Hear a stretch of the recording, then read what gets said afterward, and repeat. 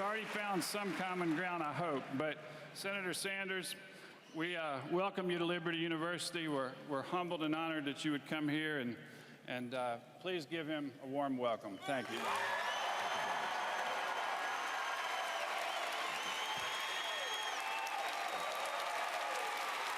Thank you.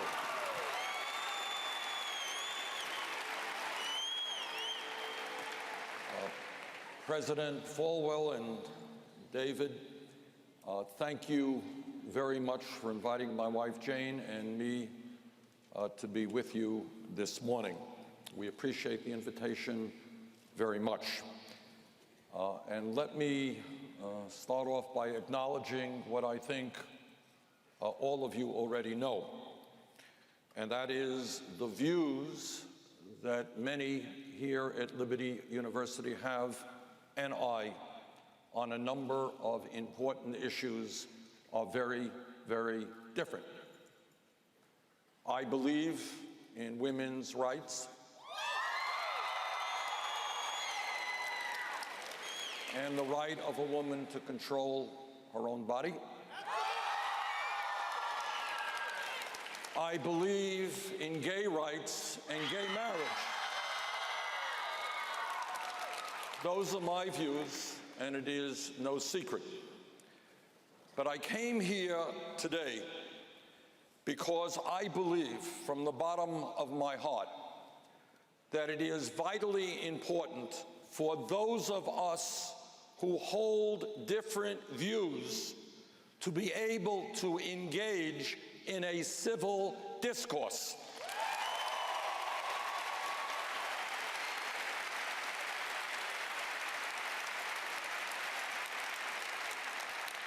Too often in our country, and I think both sides bear responsibility for us, there is too much shouting at each other.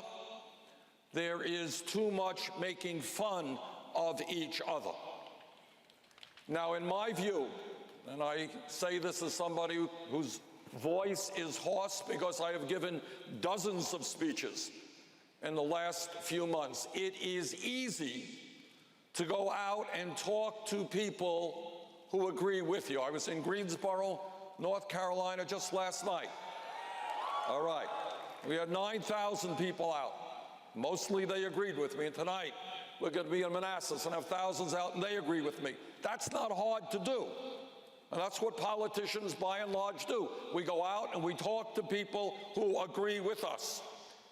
But it is harder, but not less important, for us to try and communicate with those who do not agree with us on every issue.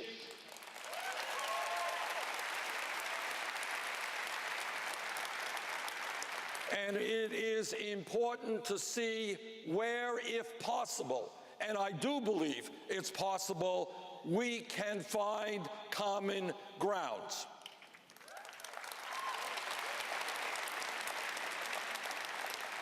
Now, Liberty University is a religious school, obviously.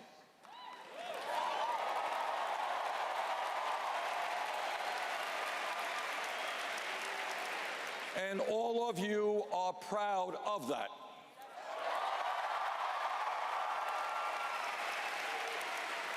You are a school which, as all of us in our own way, tries to understand the meaning of morality. What does it mean to live a moral life?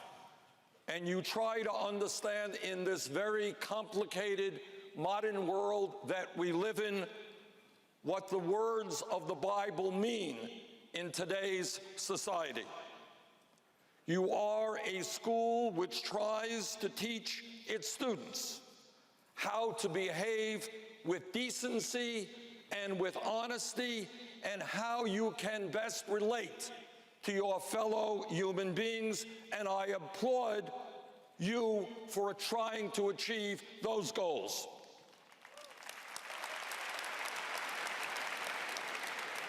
Let me take a moment, or a few moments, to tell you what motivates me in the work that I do as a public servant, as a senator from the state of Vermont. And let me tell you that it goes without saying, I am far, far from being a perfect human being, but I am motivated by a vision which exists in all of the great religions, in Christianity and Judaism, in Islam and Buddhism, and other religions. And that vision is so beautifully and clearly stated in Matthew 7:12. And it states, "So in everything, do to others what you would have them do to you. For this sums up the law and the prophets." That is the golden rule. Do unto others what you would have them do to you. That is the golden rule, and it is not very complicated. Let me be frank, as I said a moment ago. I understand that the issues of abortion and gay marriage are issues that you feel very strongly about. We disagree on those issues. I get that. But let me respectfully suggest that there are other issues out there that are of enormous consequence to our country and, in fact, to the entire world, that maybe, just maybe, we do not disagree on.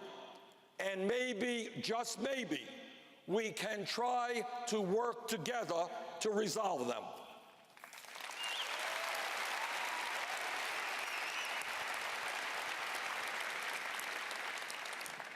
Amos 5:24. But let justice roll on like a river, righteousness like a never-failing stream.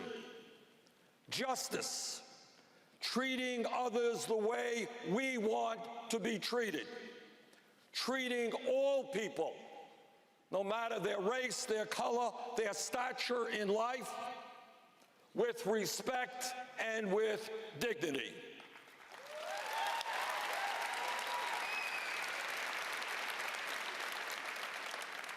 Now, here is my point. Some of you may agree with me, and some of you may not.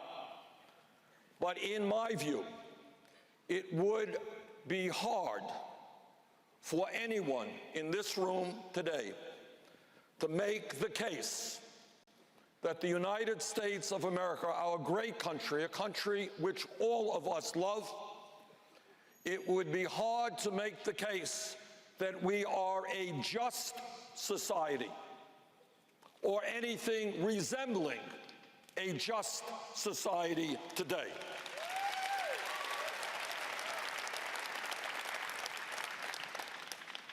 In the United States of America today, there is massive injustice in terms of income and wealth inequality. Injustice is rampant. We live, and I hope all of you know this, in the wealthiest country in the history of the world. But most Americans don't know that, because almost all of that wealth and income is going to the top 1%. Now, that's the truth. We are living at a time, and I want all of you, if you would, put this in the context of the Bible, not me, in the context of the Bible. We are living at a time where a handful of people have wealth beyond comprehension. And I'm talking about tens of billions of dollars, enough to support their families for thousands of years, with huge yachts and jet planes and tens of billions. More money than they would ever know what to do with. But at that very same moment, there are millions of people in our country, let alone the rest of the world, who are struggling to feed their families. They are struggling to put a roof over their heads, and some of them are sleeping out on the streets. They are struggling to find money in order to go to a doctor when they are sick. Now, when we talk about morality, and when we talk about justice, we have to, in my view, understand that there is no justice when so few have so much and so many have so little.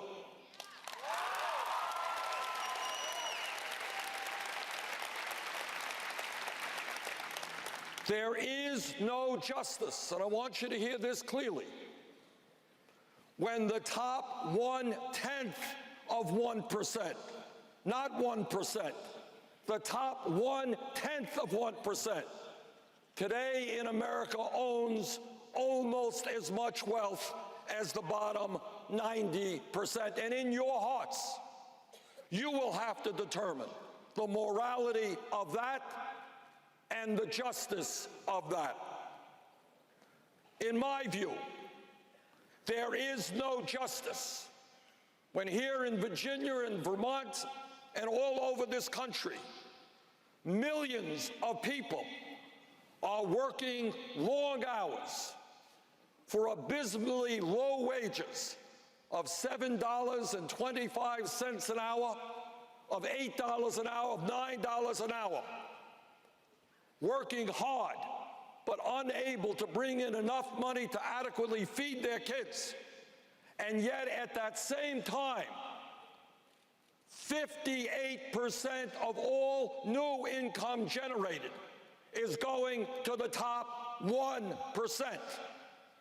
You have got to think about the morality of that, the justice of that, and whether or not that is what we want to see in our country. In my view, there is no justice when, in recent years, we have seen a proliferation of millionaires and billionaires, while at the same time, the United States of America has the highest rate of childhood poverty of any major country on earth. How can we, I want you to go into your hearts, how can we talk about morality, about justice, when we turn our backs on the children of our country?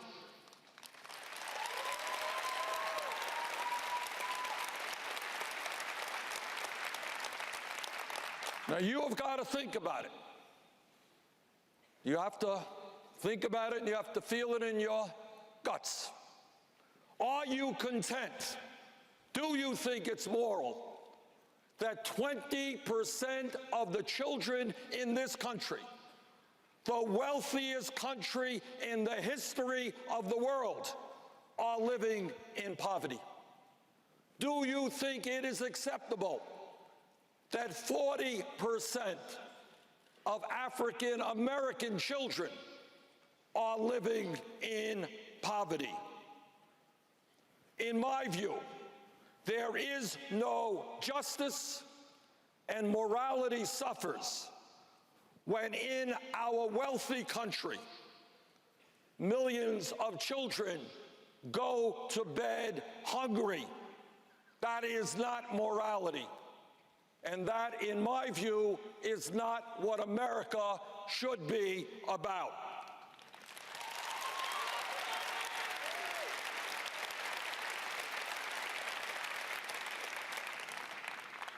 In my view, there is no justice when the 15 wealthiest people in this country in the last 2 years,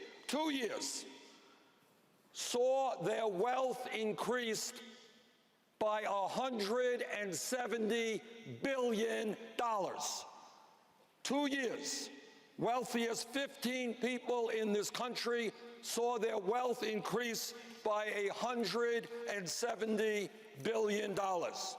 My friends, that is more wealth acquired in a 2-year period than is owned by the bottom 130 million Americans. And while the very, very rich become much richer, millions of families have no savings at all, nothing in the bank. And they worry every single day that if their car breaks down, they can't get to work. And if they can't get to work, they lose their jobs. And if they lose their jobs, they don't feed their families. In the last 2 years, 15 people saw a $170 billion increase in their wealth. 45 million Americans live in poverty. That, in my view, is not justice. That is a rigged economy designed by the wealthiest people in this country to benefit the wealthiest people in this country at the expense of everybody else.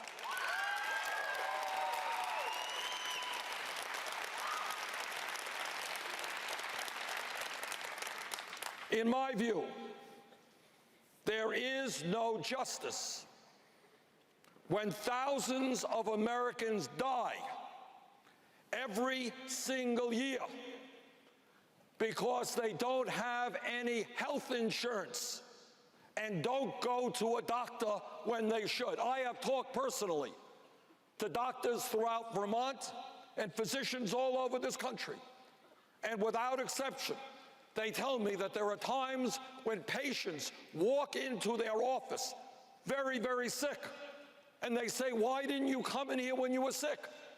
And the answer is, "I don't have any health insurance, or I have a high deductible. I thought the problem would get better." And sometimes it doesn't, and sometimes they die because they lack health insurance. That is not justice. That is not morality. People should not be dying in the United States of America when they are sick.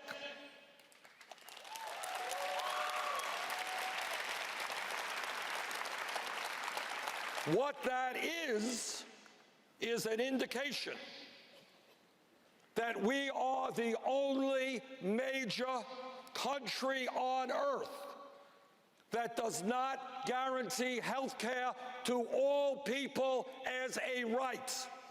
And I think we should change that. And I think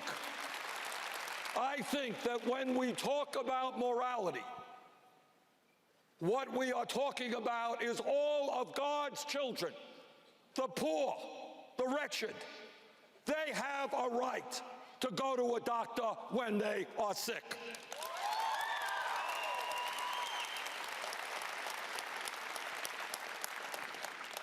You know, there is a lot of talk in this country from politicians about family values. You've all heard that.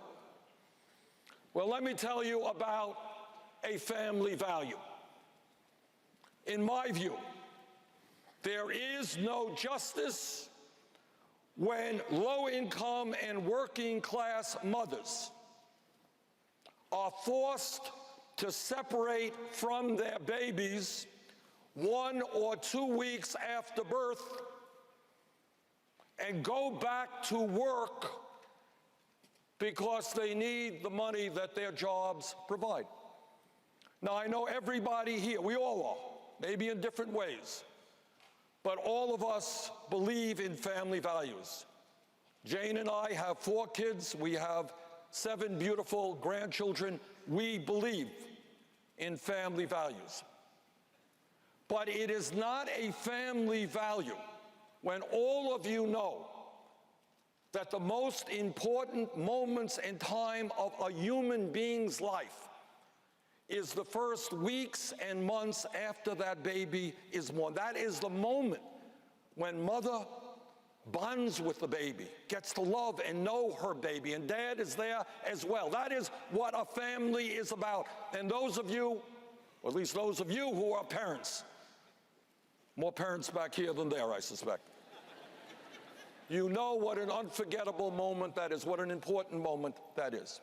And I want you to think whether you believe it is a family value that the United States of America is the only major country on earth that does not provide paid family and medical leave.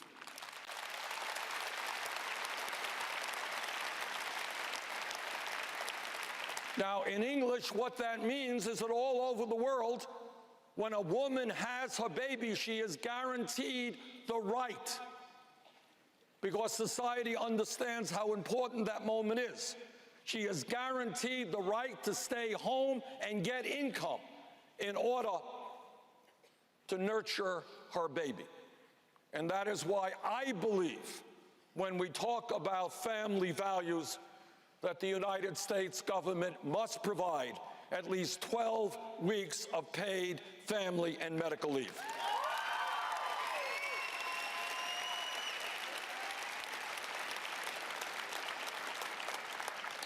In my view, there is no justice in our country when youth unemployment exists at tragically high levels.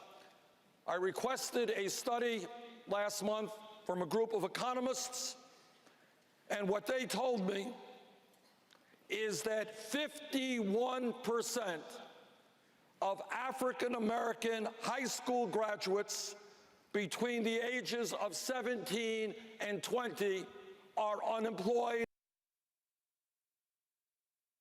or underemployed. 51%. We have in this country sufficient amounts of money to put more people in jail than any other country on earth. The United States has more people in jail than China, a communist authoritarian country.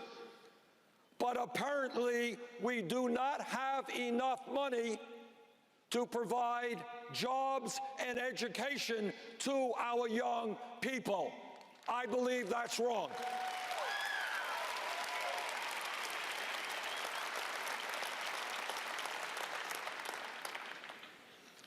I am not a theologian. I am not an expert on the Bible, nor am I a Catholic. I am just a United States Senator from the small state of Vermont. But I agree with Pope Francis, who will soon be coming to visit us in the United States. I agree with Pope Francis when he says, and I quote, "The current financial crisis originated in a profound human crisis, the denial of the primacy of the human person." And this is what he writes: "We have created new idols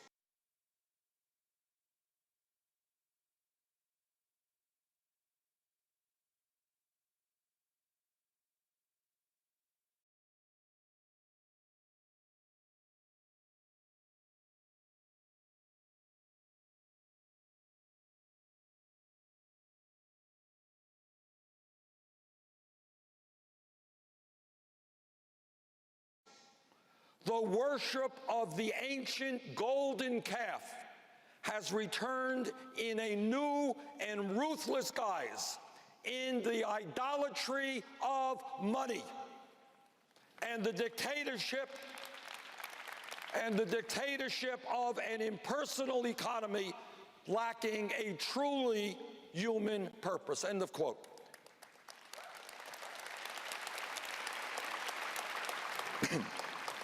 And the Pope also writes, quote, "There is a need for financial reform along ethical lines that would produce in its turn an economic reform to benefit everyone.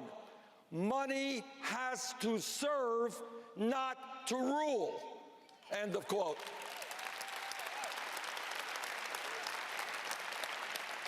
Now, those are pretty profound words, which I hope we will all think about. In the Pope's view, and I agree with him, we are living in a nation and in a world, and the Bible speaks to this issue, in a nation and in a world which worships not love of brothers and sisters, not love of the poor and the sick, but worships the acquisition of money and great wealth. I do not believe that is the country we should be living in.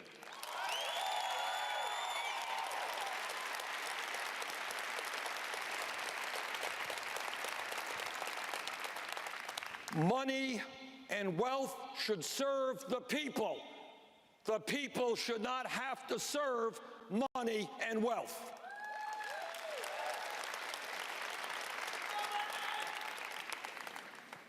Throughout human history, there has been endless discussion. It is part of who we are as human beings, people who think and ask questions. Endless discussion and debate about the meaning of justice and about the meaning of morality. And I know that here at Liberty University, those are the kinds of discussions you have every day, and those are the kinds of discussions you should be having, and the kind of discussions we should be having all over America.